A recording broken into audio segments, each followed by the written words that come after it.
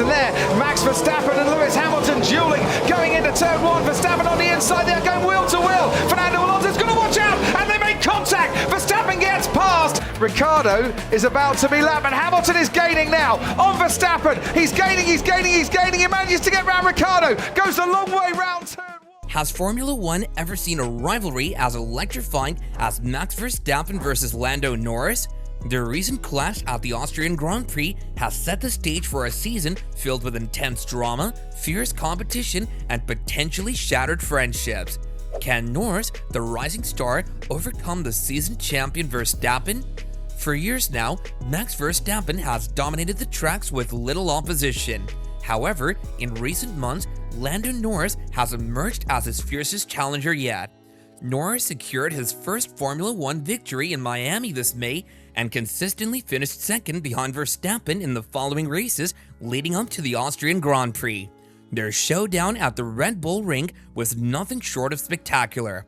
After an unexpected slow pit stop by Red Bull, Norris capitalized, narrowing the gap between them with just 20 laps remaining. But what followed was pure adrenaline. Over the next 13 laps, fans witnessed a battle that went to Formula One's golden era. It was a display of skill, strategy, and nerve, captivating audiences in a way not seen for years. Verstappen, known for his aggressive driving, defended his position fiercely, while Norris, showing his mettle, pushed relentlessly to seize the lead. Each lap brought new excitement, with neither driver willing to yield an inch on the track. The drama intensified with every turn as both drivers maneuvered their machines at breakneck speeds, pushing the limits of their cars and their own abilities. It was a spectacle that reminded fans why they loved Formula One, a sport where split-second decisions and sheer determination can define the difference between victory and defeat. On lap 59, the tension between Norris and Verstappen reached a boiling point. Norris made a daring move inside Verstappen at turn 3, but he overshot the corner and Verstappen swiftly regained the lead. Verstappen immediately protested to his team that Norris had exceeded track limits, which means he gained an advantage by running all four wheels over the curb. Earlier, Norris had already received a black and white flag, a warning that usually precedes a 5-second penalty. Unfortunately for Norris, he later retired from the race and received the penalty anyway. Norris fired back, accusing Verstappen of pushing him wide deliberately. On lap 63, Norris attacked again at turn 3, and although Verstappen stayed ahead after running wide, Norris complained that Verstappen had moved under braking to block him. Verstappen denied this accusation. A lap later, their intense battle reached a climax. Verstappen seemed to squeeze Norris to the left to defend his position. With no room to maneuver, their cars collided, resulting in punctures for both. Norris had to retire due to damage to his car's bodywork, while Verstappen went back to the pits and eventually finished 5th after receiving a 10-second penalty for causing the collision. Meanwhile, during the drama between Norris and Verstappen, George Russell emerged victorious in the race, finishing ahead of Norris's teammate Oscar Piastri and Carlos Sainz. Lewis Hamilton secured 5th place. However, Russell's win was overshadowed by the intense collision between Norris and Verstappen. Norris criticized Verstappen's aggressive tactics, calling them reckless. "I expect a tough battle with Max," Norris commented post-race. "I expect aggression and pushing the limit. I respect Max a lot, but there are moments when he crosses the line." All three incidents could easily have caused a crash.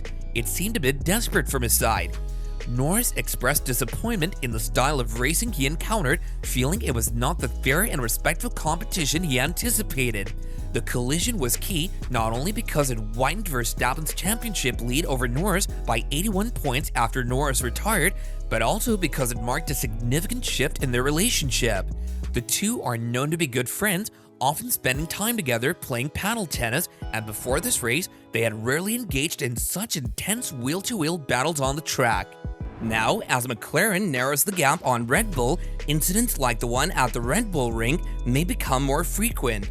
However, Verstappen downplayed the impact on their friendship, suggesting they would discuss it once emotions had cooled. Verstappen stated that they would talk about it, but now was not the time. He mentioned that they were both racing drivers and explained that he and Lando hadn't raced each other much in lower categories due to their age gap, but that they would move on. But Norris, on the other hand, wasn't as forgiving. He said it depended on what Verstappen would say. If Verstappen denied any wrongdoing, Norris's respect for him would diminish.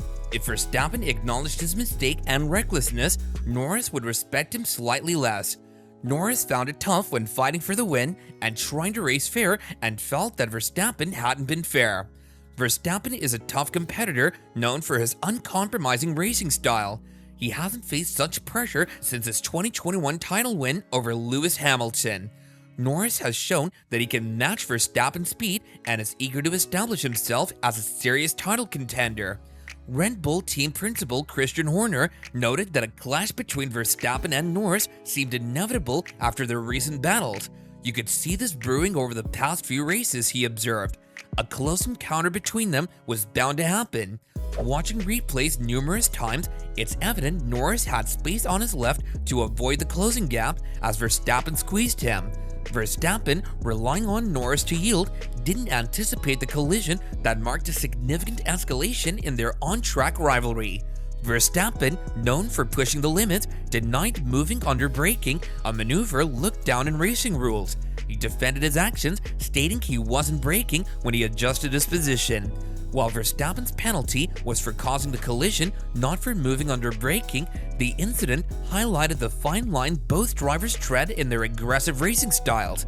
Norris, too, had attempted bold overtakes earlier in the race, though nothing more aggressive than what Verstappen himself often does. It's important to note that since their confrontation in Miami, tensions had been simmering between Norris and Verstappen, ending in their battle at Barcelona, where McLaren's operational edge was evident, but Red Bull's strategic advantage still prevailed. Despite Red Bull's less than perfect performance in Austria, Verstappen defended his position vigorously against Norris's persistent attacks. Verstappen's defense tactics were robust, yet within the boundaries of fair play, unlike sudden or erratic maneuvers. Despite Norris's fresh tires and faster pace in the closing laps, he couldn't find a clear opportunity to pass. A subpar pit stop by Red Bull brought Norris dangerously close, and he maintained pressure on Verstappen with the aid of DRS. Now, friendships at the top level, as seen in competitive sports, often face challenges. Their friendship had persisted because Norris hadn't posed a serious threat to Verstappen's dominance until now. The fallout from the clash between Max Verstappen and Lando Norris at the Austrian Grand Prix echoed far beyond the race itself, reminding everyone of past controversies and raising questions about fair play in Formula One.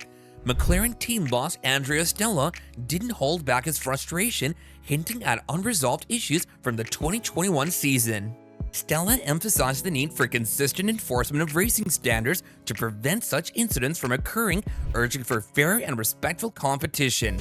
Toto Wolff, reflecting on the tense 2021 season where Verstappen and Hamilton's battles often crossed the line, treaded carefully in his comments. He refrained from blaming Verstappen directly for the Norris incident, likely mindful of ongoing efforts to lure Verstappen to Mercedes. Wolff underscored that managing such situations requires accountability from both drivers.